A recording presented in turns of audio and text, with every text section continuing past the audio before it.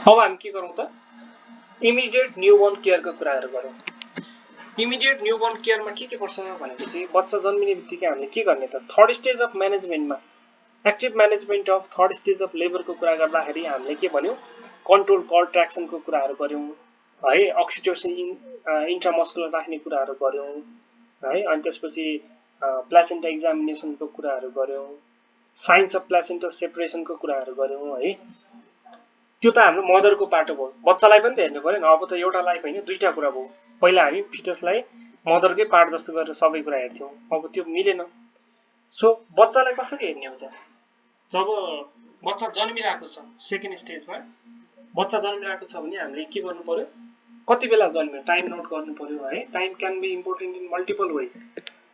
एउटा चाहिँ हामीलाई मेडिकली इम्पोर्टेन्ट हुन सक्छ, कति बेला जन्मियो त्यसपछिको प्रोग्रेसन के भयो भन्ने हेर्नु पर्ने हुन सक्छ भने अर्को के इम्पोर्टेन्ट हुन्छ कल्चरली पनि इम्पोर्टेन्ट हुन सक्छ। त्यो कुरा पनि हामीले बिर्सिनु हुँदैन, त्यसलाई हामीले इग्नोर गर्न मिल्दैन।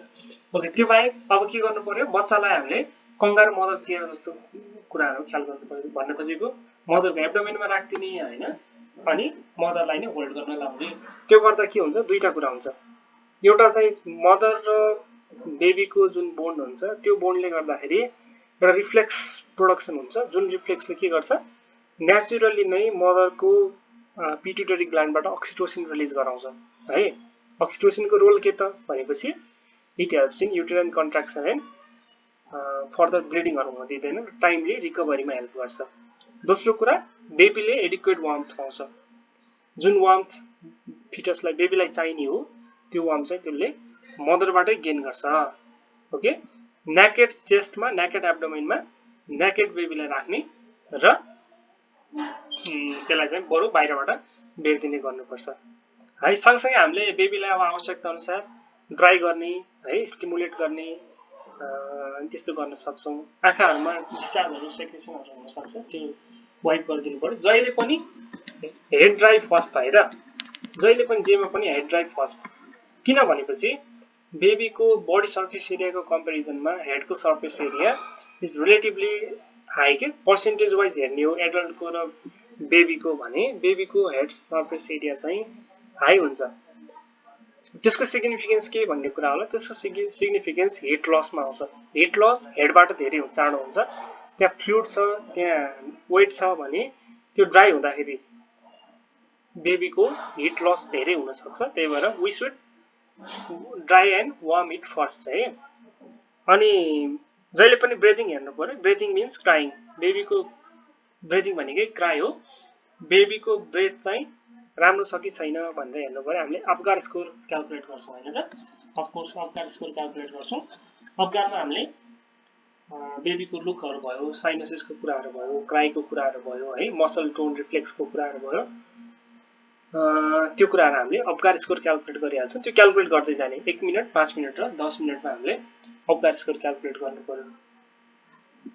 अनि कर्ड क्ल्याम्पिङ र कटिङको कुरा आउँछ। अहिले के छ त डिलेड कर्ड क्ल्याम्पिङ भन्ने छ है त। नेचुरली पनि कर्ड आफै क्ल्याम्प हुने कुरा हो है, नेचुरली पनि कर्ड आफै क्ल्याम्प हुने कुरा हो। In case of animals also it automatically gets clamped. त्यहाँ एउटा केमिकल हुन्छ, त्यो केमिकल जब एक्सटर्नल एयरको एक्सपोजरमा आउँछ, आउने बित्तिकै त्यसमा केमिकल चेन्जेसहरु आएर त्यो आफैले क्ल्याम्प हुन्छ। अदरवाइज हामीले के गर्छौं त हामीले नै क्ल्याम्प गर्ने गर्छौं। दैट इज द इन्टरनेशनली प्र्याक्टिस्ड कुरा, आर्टिफिशियली कर्ड क्ल्याम्पिङको कुराहरु त्यही नै गर्ने हो है। र अब यो कंगारू मदर केयरको कुराहरु आयो, स्किन टु स्किन कन्ट्याक्टको कुराहरु आयो। लेभल जहिले पनि अब हाम्रो सेटिङहरुमा सधैं लेभललाई इम्पोर्टेन्स दिइदैन, तर अदरवाइज ठुलो सेन्टरहरुमा जहिले पनि लेभलिङ गर्नुपर्छ है। किनभने हामीले बेबीलाई चाहिँ सेपरेट राख्नुपर्ने हुन सक्छ, कुनै स्पेशल ट्रिटमेन्ट चाहिन सक्ने हुनुपर्छ, सँगै 2-3 टा डेलिभरी होला। We should immediately put on level है, लेभल रेडी बनाएर राख्नुपर्छ डेलिभरी गर्ने। मदरलाई कभर गर्नु पर्यो, बेबीलाई कभर गर्नु पर्यो हैन। फेरि भन्छु टाउकोलाई नै कभर गर्ने, टाउको नै हो मेन इम्पोर्टेन्ट बेबीको। पछि टाउको नै लिम्सहरुबाट एक्सपोज भयो के फरक पर्दैन। र start breast feeding as soon as possible and as frequent as the mother can है त इन्करेज गर्नु पर्यो। जति ब्रेस्ट फिडिङ गर्यो अगेन कम्स टु अक्सिटोसिन अनि मदरको ब्रेस्ट प्रोडक्सन के मिल्क प्रोडक्सनको कुराहरु भयो र फिटसको हेल्थको कुराहरु भयो। तीनटैको लागि breast feeding should be started as soon as possible. That is natural process नै त्यही हो, द्याट इज बेस्ट भनेर हामीले सम्झाउनु पर्छ। कतिपयले चाहिँ ब्रेस्ट फिडिङ गर्दैन, गराउन सक्दैन भन्ने कुरा गर्यो भने पनि we should always encourage that breast feeding is important भनेर सम्झाउनु पर्छ। र मैले APGAR स्कोरको कुरा गर्दाखेरि यहाँ APGAR स्कोर छ। यो APGAR स्कोरमा एटलिस्ट तपाईहरुले कुन कति पोइन्ट भयो भने याद गर्न नसकेला, हामीले काम गर्ने ठाउँमा टाँस्छौँ, मलाई पनि याद छैन होला, कसैलाई धेरैलाई याद हुँदैन, कसैलाई चाहिँ याद हुन्छ, धेरैलाई याद हुँदैन। त्यही भएर म तपाईहरुले यो APGAR स्कोर क्याल्कुलेट गर्न कन्ट पार्नुहोस् भन्दिनँ, तर एटलिस्ट APGAR को फुल फर्म चाहिँ याद गर्नुहोस् ल। APGAR को फुल फर्म चाहिँ एक्जाममा सोध्न सक्छ। APGAR मा ए को मिनिङ के हो, पी को मिनिङ के हो, जी को मिनिङ के हो भनेर सोध्न सक्छ। एटलिस्ट बुझ्नलाई चाहिँ हामी सर्लक्क पढौँ हैन सबै। APGAR मा ए भनेको एपियरेन्स, हामीले बेबीलाई डाइरेक्टली हेर्छौं, स्किन हेर्छौं के, स्किन साइनोज छ कि हैन, कस्तो छ, अब ड्राई छ कि अथवा त्यो लुक्स, स्किनको आफ्नो लुक्स कस्तो छ त्यो हेर्छौं, र पिङ्क छ कि भन्ने है। मेनली चाहिँ हामीले साइनोसिसकै कुरा हेर्न खोजेको स्किनमा। यदि स्किन साइनोटिक छ भने हामी 0 पोइन्ट दिन्छौं, हातखुट्टा मात्रै साइनोस छ भने त्यसलाई चाहिँ 1 पोइन्ट दिन्छौं। सेन्ट्रल साइनोसिस के रे हातखुट्टा साइनोस छ, सेन्ट्रली साइनोस छैन भने त्यसलाई हामी 1 पोइन्ट दिन्छौं ल। यदि टोटल बडी नै है, हातखुट्टा नै पनि, लिम्स पनि अथवा पेरिफेरी नै पनि पिङ्क छ भनेको द्याट मिन्स गुड अक्सिजनेसन है, गुड अक्सिजनेसन, उसको चाहिँ ब्रिदिङ राम्रो छ भन्ने हो, वी गिभ 2 पोइन्ट्स। पल्सको कुरा गर्दाखेरि हामीले बेबीको हार्ट रेट सुन्ने हो, पल्स भन्दा पनि हार्ट रेट सुन्ने हो, किनभने पल्स सामना बेबीमा अलिक गाह्रो हुन सक्छ, it takes time. Heart rate सुन्न अलिकति चाँडो हुन्छ, त्यही भएर लेस देन 100 र मोर देन 100 को कुरा राखौं।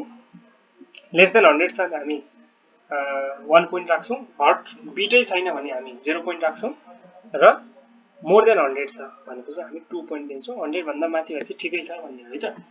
अनि ग्रिमेज भन्ने टर्म युज गर्छ, जसलाई हामी रिफ्लेक्स इरिटेबिलिटी भन्छौं। यसमा चाहिँ क्राइङको कुरा हो, हामीले बेबीलाई चलाउँदाखेरि मजाले चलायो भने बेबी क्राइज अर नट। यदि स्टिमुलेसन गर्दाखेरि, ड्राई स्टिमुलेसन गर्दाखेरि रिस्पोन्सै छैन भने हामी 0 पोइन्ट दिन्छौं। विक क्राई, एकदमै राम्रोसँग कराएन तर क्राई चाहिँ गर्यो भने वी गिभ 1 पोइन्ट, र एकदमै राम्रोसँग करायो भने, रोयो भने, क्राई गर्यो भने वी गिभ 2 पोइन्ट्स।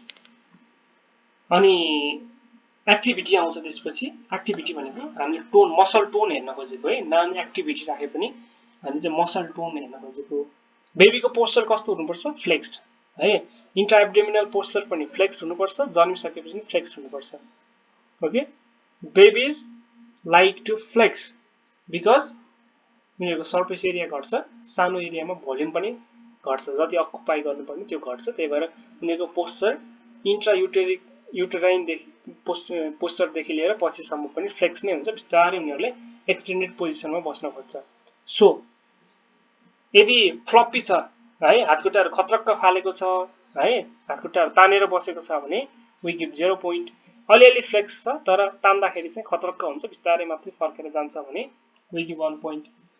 जब हातखुट्टा हामीले तान्न खोज्यौं हैन, सिधा बनाउन खोज्यौं, स्टिल के हुन्छ, उनीहरू फ्लेक्स्ड पोजिसनमा जान्छ इमिडिएटली, अथवा हामीलाई चाहिँ मुट्ठीहरू त खोल्नै गाह्रो हुन्छ नि नियोनेटहरुको हो, त्यो भयो भने वी गिभ 2 पोइन्ट्स ल। यो एक्टिभिटीको कुरा हामीले एकदमै इजिली टाढेबाट देख्छौं।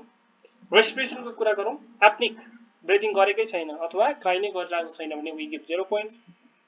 रेस्पिरेसन गरिरहेको छ तर के छ त इरेगुलर अथवा स्लो छ भने we give 1 point. Strong cry, राम्रोसँग क्राई गर्यो, राम्रोसँग रोयो भने वी गिभ 2 पोइन्ट्स ल। यो क्याल्कुलेट गर्न हामीले एकदमै जान्नुपर्छ। दुईटा तरिका छ, एउटा आफुलाई पनि याद हुनु पर्यो, र दोस्रो कुरा चाहिँ हामीले काम गर्ने ठाउँमा पनि टाँस्यो भने सल्लक्क हामी गर्न सक्छौं। तर बेसिक के हो त, हामीले के पोइन्ट हेर्ने र कस्तो छ भनेर नोट गर्न चाहिँ जान्नुपर्छ। कति स्कोर दिने है, इमिडिएटली हामीले APGAR स्कोरको बेसिसमा डिसिजन लिनुपर्छ नि त। 7 आउट अफ 10 छैन भने हामीले त के गर्नु पर्यो, फर्दर म्यानेजमेन्ट गर्दै जानु पर्यो। 5 मिनेट्समा त हाम्रो आउनु पर्यो 7/10 है। त्यही भएर हामीले के गर्नु पर्यो त, यो APGAR स्कोर चाहिँ एकदमै इम्पोर्टेन्ट छ है त। ओके ल, APGAR सँगै हामी अर्को टपिकमा जान्छौं। अब के क्वेशन छ भने राख्नुस् है।